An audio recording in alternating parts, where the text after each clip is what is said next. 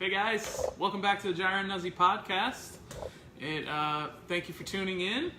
Thank you for all the support, all the new people that we've got going on. We've got about, I think, 30 new likes and followers in the last week, which is unbelievable. So thank you guys so much for checking us out. Absolutely. Yeah, Pat. So it's been a really good week for us. We had a lot of stuff go down. We had our logo that came out, which we received amazing feedback from. We're very excited about it. We like it a lot. Great job. We really appreciate Alex and his team over there. Yeah.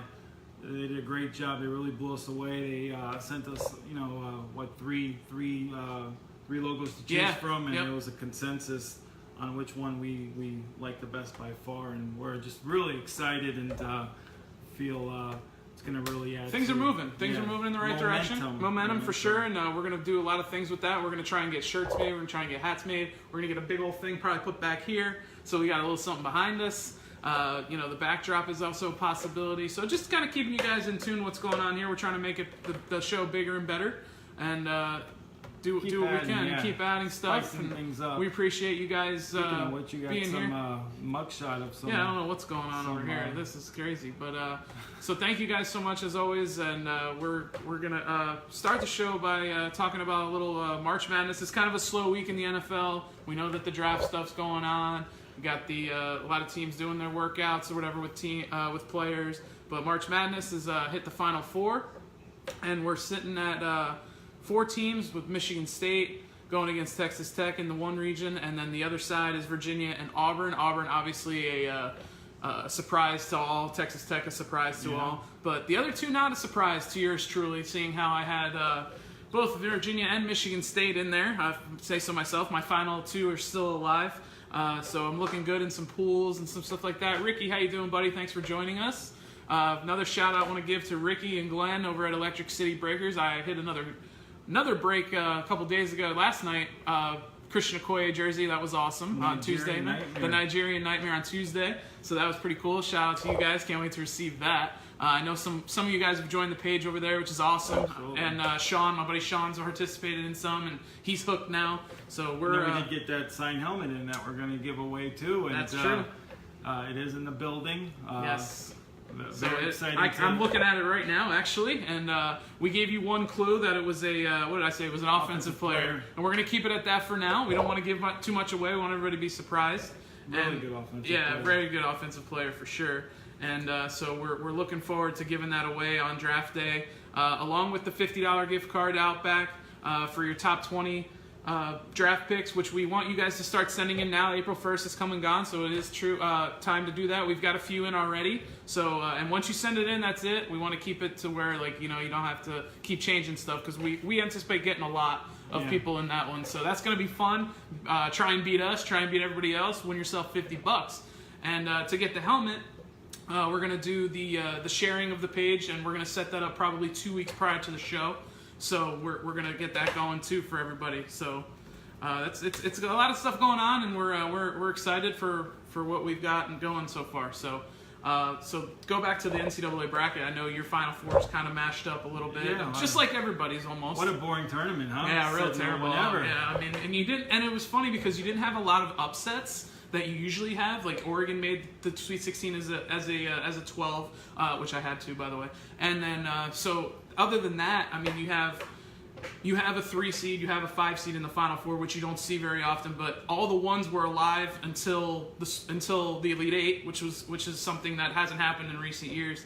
So, but man, if I could do it all over again, I've had to say right now, I'd probably switch my title, my champion, to Michigan State.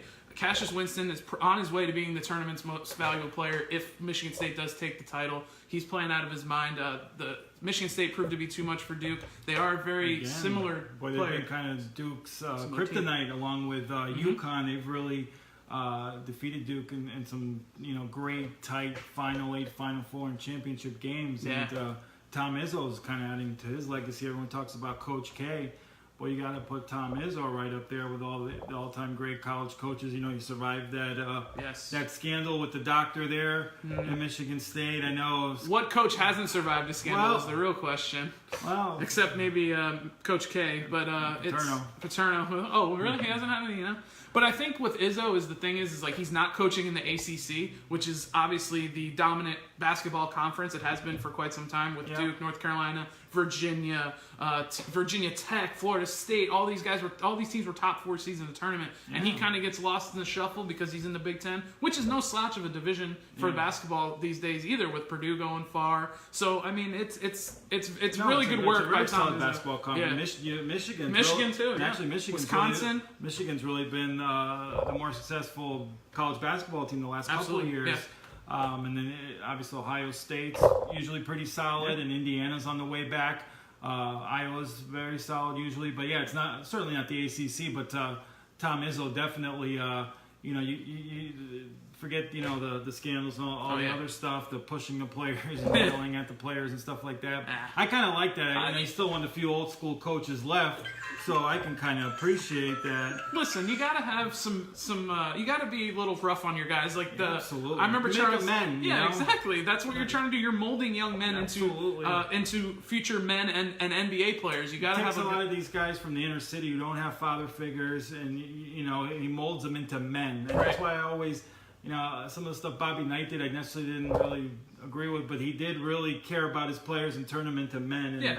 And I think that's definitely lacking in not only basketball, the college game today, but society as a whole. That's a whole other show, a whole other podcast, a whole other page.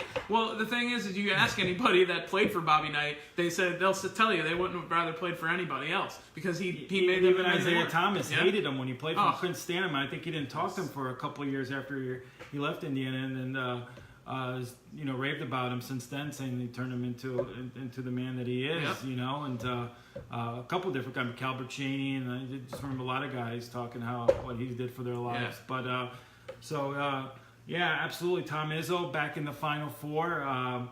Virginia, who kind of popular pick to get upset again, But 16 seed taking them down last year. I said from the start, I think this was their redemption year. They've showed it all season. They've only lost 2 games in the regular season. They lost in the ACC title, in the ACC I think conference semifinals to make them have only 3 losses on the season. So it's a team that is playing with a lot more of a chip on their shoulder than they would normally, losing to that 16 seed last season. So it's going to be interesting. It's going to be fun. We got Michigan State going against Texas Tech. We got Virginia going against Auburn. Auburn, to me, they might be playing the best basketball of anybody, and so they're going to give Virginia all they can handle. I still like my pick. I still like Michigan State and Virginia playing in that final on Monday, but I could tell you one thing: I would not be surprised if it's Auburn and Texas Tech at this point. Like every college basketball season, when you get down to it, it's anybody's game. That sounds more like a college football bowl game. That sounds more like the Cotton Bowl or something. It does, yeah, exactly. It really does. So, with college basketball coming up, the Final Four coming up this weekend, which we're looking forward to. We're going to shift gears. We've been talking about all week, me and you, about the NBA season. There's a week left in the season. There's a week left in Dwayne Wade's career, possibly, if the Heat don't make the playoffs, which, as a Heat fan, I'm pretty indifferent. I'm rooting for them to make the playoffs just so I can see Dwayne play in the playoffs. But I'm also rooting them for the lose because they can get in the lottery. Some ping pong balls. Little ping pong balls because we need it for the future. Yeah. As we said before, the Heat have been in purgatory for about 3 or 4 years since LeBron left. So it'd be nice to see them get a lottery pick player. That's an interesting word. It is. But so we'll see what happens. I know we're looking at the standings right now. Milwaukee and Toronto kind of, to me, head and shoulders above everybody, even Philadelphia, in my opinion. Boston, they're quite not there. I got to tell you, but how about the Pacers? After they lost their All-Star early in the year. Oladipo's been out for a long time too. They're still staying tough. Yeah, and they've stayed in it all year. Then you got Detroit kind of running out. Andre Drummond is an absolute beast out of UConn. He's a 20 rebound game machine. Love him, but you got to talk about Milwaukee, Toronto, and. With the MVP race too, with James Harden, and your guy there in Milwaukee, the Greek freak, man. I mean, he's played out of his mind. Mike Wright, thank you for joining us. You're welcome for the ad, man. Thank you for your ad as well. Mike Wright's another guy that does the jersey drawings and stuff like that. So Mike Wright, thanks. Shout out to you, my friend. Brian says the Celtics. He says they're head and shoulders. He said head and shoulders, shaking my head. Well, buddy, this is what it is at this point. The Milwaukee Bucks have an 11-game lead on Boston, and they're in the 4th spot. But not to get off track, but I think if you're looking at the East, it is top heavy. You have 3 teams that are going to make the playoffs that could possibly be under 500, which is what we're kind of used to seeing in the East over the last couple of years, and especially now with LeBron in the West. I mean, the West just made it. Although they're having their struggles, they look great. Can't say I'm mad. They probably wouldn't even make the playoffs in the East. They probably they actually wouldn't. They were looking at it. They actually wouldn't make the playoffs in the East. But to me, it's Milwaukee, Toronto, Philly, Boston. Those are the only teams I can see. The only problem with that is with Boston is being at the 4 spot and looking like they're probably going to be either 4 or the 5 and probably won't pass Philly. Is they're going to have to play Milwaukee in the second round, and that's not a good matchup for them. It's proved all year. So we'll see what happens. If I'm going right now, to me, I'd give the edge to Toronto just because of Kawhi Leonard, and Kawhi Leonard is still one of the most underrated players in this league. You don't talk about him when you talk about the top 5 guys. Not a lot of teams talk, or not a lot of people talking about Kawhi Leonard. So Kawhi Leonard to me is the X factor for that team, and he has been all season. I love Kawhi Leonard. A couple weeks ago when we did our top 5 players, I had to sneak him on there because he's really an excellent all-around player. He's kind of our generation Scottie Pippen, but maybe even a tad better with the scoring. And with him and Kyle Lowry there, I mean, I'll tell you what, this is their chance, obviously, because Kawhi Leonard's not coming back. He's not going back to Toronto. More than likely not, and LeBron's not in the East. So this is it. This is why teams like Milwaukee, Toronto, Philly, Boston, this is their chance. And they all are it's going to be fun, man. The Eastern Conference playoffs are going to be just as fun, if not more fun, to watch than the West, because of all these teams that see the opportunity without LeBron being there, and him in his 8 straight finals or 9. This is Drake's chance. This is Drake's chance to finally have in his As we team. know, Drake is the curse, though, so that's another interesting thing. Going back to Kawhi Leonard really quick, I was watching a Toronto game the other day for probably the first time all year, if I'm being brutally honest. And it's nice to see Kawhi Leonard be the guy going towards the end of the games. Like when he was in San Antonio, it was very much a team game, which obviously Pop knows what he's doing there. But it's a give the ball to Kawhi and get out of the way at the end of the game. And it's fun to see him be able to create a shot because he wasn't able to do that in San Antonio a lot. They didn't get a lot of opportunities. The last time you saw that was in college at San Diego State, where he was the guy. But certainly in San Antonio, kind of spread the wealth there, if you will. And he clearly is the guy in Toronto, and he's really making the most of his free agency year. For sure. He's taking his game to the next level, and I personally, I think that'd be a great story, seeing Toronto maybe make it to the finals. Probably be the first time ever for a Canadian team. I think so. I don't remember the Raptors ever being in the finals. No, Vancouver was not, and they're not Vancouver anymore. So I think that would be first time, and that's my pick right now in the East. We're gonna shift over to the West, and we look at the West, and of course you talk about the Warriors, and it's definitely their conference to lose. But you look at teams like Denver, and you look at teams like, I'm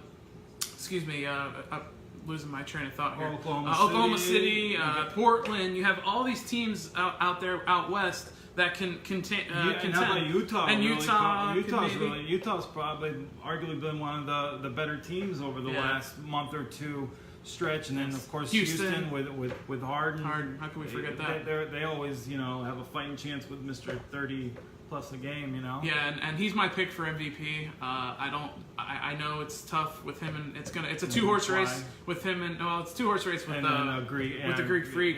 Kawhi sat out a little too much this year, probably to be in the conversation. But to me, if you're putting up numbers, I don't care how you're doing it. You're putting up those numbers, and your team's towards the top of your conference. You deserve the MVP. I don't care if you're taking 80 shots a game. To me, that doesn't matter. That was another debate we had a couple shows ago, but I think he's the MVP, and I think still that Houston is the team with the most chance to take down Golden State because of the experience factor. Chris Paul has I think he's gotten enough rest to where he can be ready and fresh for the playoffs. Now he's battled injuries like he does every year, and then James Harden and Clint Capella and those guys are ready to go. So Denver's going to be fun to watch, but I just don't think they're ready. Not ready. I mean, that's being a Broncos fan, I'm rooting for Denver just cause. But and Portland every year seems like they win 50 games, but they're in the West. Yeah. Portland's a team that I think would great be regular season team. If you threw Portland in the East, I think they might be a team that could probably be in the 3 or 4 finals already by now because they're good enough in the East, just not in the West. You get to those teams like Golden State, Houston, and maybe Denver, and that's probably where they teeter off. The Cincinnati Bengals from a couple of years ago, Marvin Lewis's run there. Win 10 games every year, but then they get into the playoffs and they're one and done. That's right. Kind of the Portland Trailblazers. One thing that is set in the Western Conference is all 8 teams are set right now, from Golden State 1 down to San Antonio 8. How about San Antonio real quick? Greg Popovich, doesn't matter what happens. You lose guys, you bring guys in, you lose Tony Parker, Duncan, Ginobili. They're all gone. Yeah, and you got LaMarcus Aldridge playing out of his mind since Kawhi Leonard left this year, and DeMar DeRozan is a scoring threat as always. So they're sitting at the 8th spot, and which is unreal. Golden State wants to play them. Golden State does not want to play Oklahoma City or San Antonio, and it looks like that's probably who they're going to have to play unless the Clippers slide down a little bit. So that's going to be an intriguing first-round matchup. I still think Golden State will come out on top, but they're going to have to fight for it, and they're going to be battered and they're going to be bruised from it, playing a Greg Popovich type team. So my pick, if we're doing picks right now, I like Toronto, and I just can't pick against Golden State until they're disbanded. Absolutely. And until believe me, I think we're both in agreement that we hope we're wrong, and we hope that we can't wait to watch them lose. Most people, but they're kind of like the Patriots of the NBA, so to speak. So we're hoping that is this is it maybe for Golden State. Looks like Durant's heading out of town. Yeah. Draymond Green, they don't know if they want to pay him and his shenanigans every year. So it's gonna be interesting. Klay Thompson's up, so it's gonna be a crazy offseason in the NBA. So that's the playoff breakdown for us. And then just switching gears to the NFL real quick. I know we want to talk about some of the remaining free agents in the NFL because there's actually, we were just talking briefly about this list before we came on. There's still some pretty good names on the list. Got head-scratching names to me. I mean, Ziggy Ansah from the Lions. He's a double-digit sack guy when he's healthy, and he's only about 27, 28 years old. He's not old. I mean, I think he still has plenty of juice in the tank. Probably, if I had to guess, he's probably sitting out looking for the right. That's what it is. He's looking for that right 1-year deal to probably get the max for 1 year, play for another contract, play for maybe a contender. New England. It's got New England written all over it, or possibly the Rams. Or even the Raiders. I mean, just because they still have the cap room, they've made a lot of room. They could probably give him a 1-year, $10 million deal if they wanted to. They need a DN, pass rusher. Yeah. And then you got Sue, who wants to stay out west. Yeah. Looks like he won't be going back to the LA Rams. So I don't know what team would really make sense out west. Possibly the Seahawks, maybe? Possibly, but I know you may be in disagreement with me, but the Niners, they like those character guys. And he's not one of them. No, he's not going. But he doesn't. I mean, it wouldn't be a bad idea, especially if you're drafting Nick Bosa and getting other defensive tackles. They got Buckner. They got Armstead. Yeah. They got a young kid, DJ Jones from Ole Miss. But we'll see. I think Seattle would make some sense. The Chargers could use some bodies inside, but he's still got plenty left in the tank. If you watch the playoffs, he was one of the better players for the Rams. He was very active. Oh, yeah. Granted, Aaron Donald takes on those double teams and frees things up for him. Makes it a little bit easier, but he's still a quality player. Trey Boston. Yeah, going towards the back half of the defense, Trey Boston. Eric Berry, 2 safeties that are out there. Eric Berry, a guy probably because he's had injury issues, is probably another guy that's just holding out. But great locker room guy, good leader. Again, injuries have kind of slowed his career down the last couple of years, but he's still a quality football player, very instinctive. Just trying to think what teams, Seattle, even though they're going younger, I was thinking maybe as an Earl Thomas replacement, but it looks like they want to go younger. The Rams, I know they signed Weddle, yes, but they could still use another safety. I'm looking at not to be Homer here, but the Broncos need a safety. I mean, they need a safety. I know they got Kareem Jackson. I know he can play corner. He can play safety. I think they're going to probably play him at corner. But yeah, with the loss of Roby, they're going to have to play him at corner alongside Chris Harris. They are thin at corner, but I mean, throwing a guy in like Trey Boston or Eric Berry in the back of that defense would be just exactly what they need. Now they don't have a lot of cap room. They can't probably offer him the big 1-year deal that other teams can.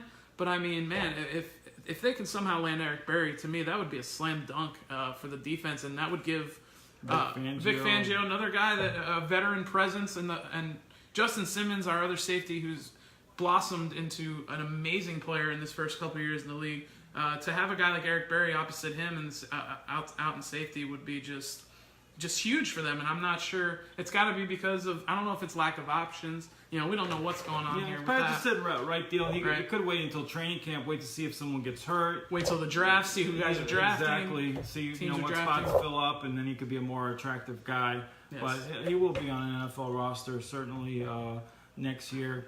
Another Jamie Collins, boy, 2 years ago, he looked like one of the up-and-coming outside linebackers in the NFL. Teams were kind of, New England traded him, for a second rounder, I believe it was. And Cleveland, And Cleveland will just let him go. Questioned Belichick for doing that, and now they let him go, and he's still out there. To me, it's still a questionable move by the Browns because he didn't have an awful season. He did pick up Vernon from Olivier Vernon from the Giants. Yes. So, but is he that much better than Jamie Collins? I mean, Olivier Vernon's kind of more of a pass rusher to me. Yeah. Jamie Collins a little bit more all-around guy. Yeah. But still, quality young all-around outside linebacker. He'll find the team too. It's probably he's waiting for the right deal. Michael Crabtree, big name guy, had a solid year in Baltimore. For Michael Crabtree, it's a solid year. I mean, since he's left San Francisco, and then he had that 1 year in Oakland, he's been a disaster. And he's for whatever reason. Speaking of not great locker room guys, and that's probably what hurts him a little bit too. Absolutely. He's not been known as the best kind of character guy or teammate. So.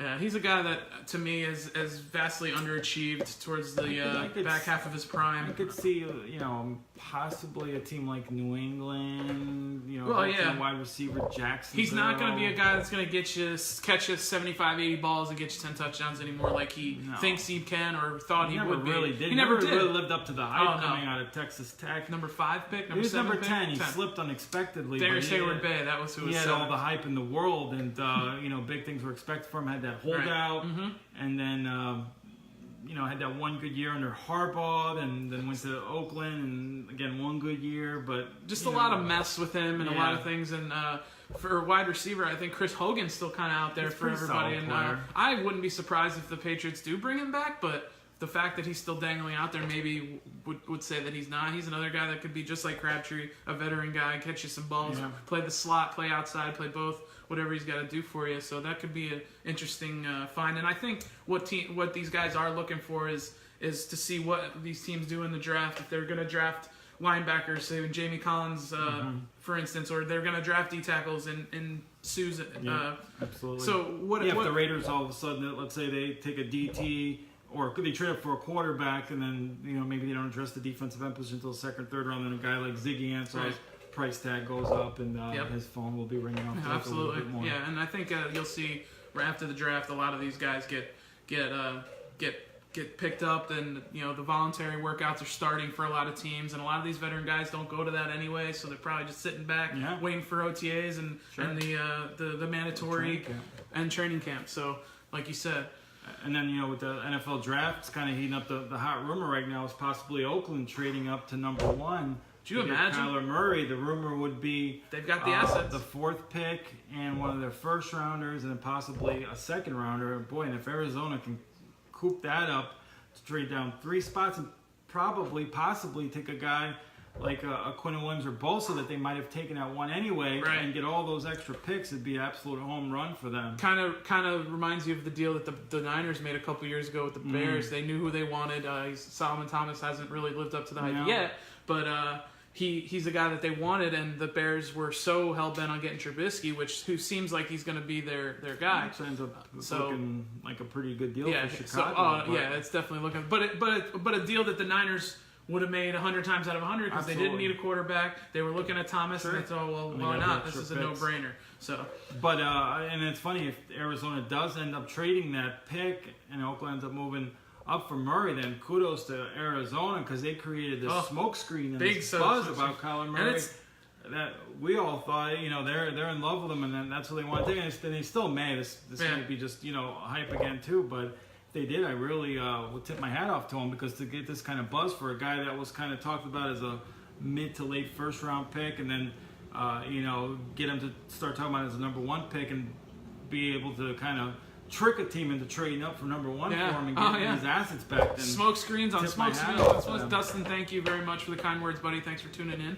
Hope you have a great rest of your day.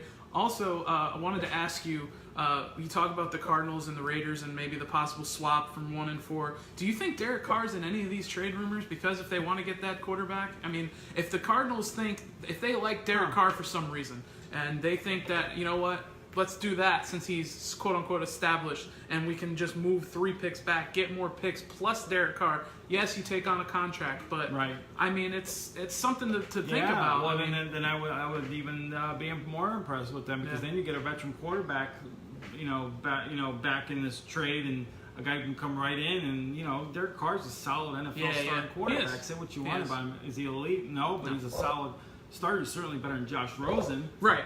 And he's day one better than Kyler Murray. So, if they could trade back, get those picks, get a Derek Carr, and at number 4, take a Quinnen Williams or a Bosa or even Josh Allen, then heck yeah. And then with one of the late first round picks they get back from Oakland, they could get one of the receivers like A.J. Brown or Marquise Brown or Kenny Area. This is looking like a pretty good wide receiver draft, especially late first round. There's 3-4 wide receivers I really like late in the first round. Lots of stuff lots of questions unanswered. And we're close to the draft, and we're starting to feel the buzz when we got the network on, and they're shooting commercials for draft night. So we're close. Very close. So these next couple of weeks are going to be fun as the buzz builds. Yes. And we're going to have you covered. We're going to do the top 50 players.